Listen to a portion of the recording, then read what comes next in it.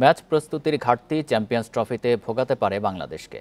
Sporting কন্ডিশনে ব্যাটারদের ৩০০-র বেশি রান তোলার দক্ষতা দেখাতে হবে জানিয়েছেন সাবেক অধিনায়ক মোহাম্মদ আশরাফুল। বোলারদেরও সাফল্য পেতে কৌশলী হওয়ার পরামর্শ তার। মুশফিক মাহমুদুল্লাহকে দলের এক্স ফ্যাক্টর মানছেন আশরাফুল।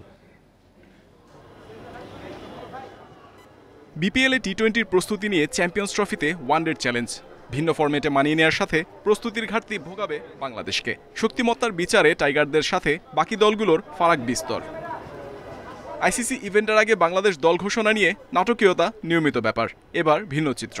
চ্যাম্পিয়ন্স ট্রফির দল নিয়ে আলোচনা সমালোচনা হয়নি খুব একটা। মাঠের বাইরের ইস্যু থেকে এবার দূরে থাকবে ক্রিকেটাররা। লাস্ট ওয়ার্ল্ড কাপে 2023 ওয়ার্ল্ড কাপে আসলে সাকিব, তামিম এইসব জিনিসগুলো হয়তো বা টিমটার রেজাল্ট অতটা ভালো করতে পারেনি। আমরা কিন্তু খেলে করে যাচ্ছি না, সেই কারণেই কিন্তু রিকি পন্টিং যে বলেছেন যে আমরা 8 নম্বর টিম হিসাবে থাকবো, এটা আমি মনে করি না সে ভুল কিছু বলেছেন।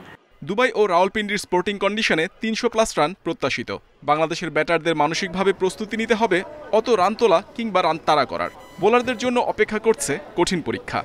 তো চ্যাম্পিয়ন হতে হলে অবশ্যই আপনাকে 350 রানও চেস করতে হতে পারে, যেটা পাকিস্তান সাউথ আফ্রিকার ম্যাচে আমরা দেখলাম পাকিস্তান ইজিলি চেস করেছেন।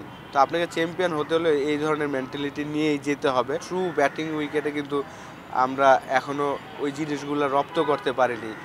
Pace variation, slower, bouncer, yorker.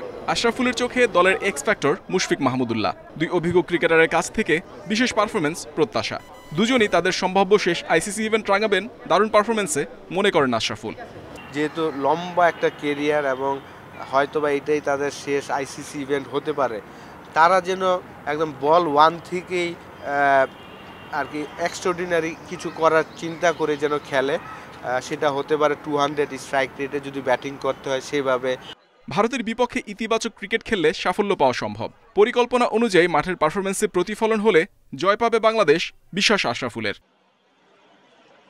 Muhammad Nazim, Independent News, Dhaka.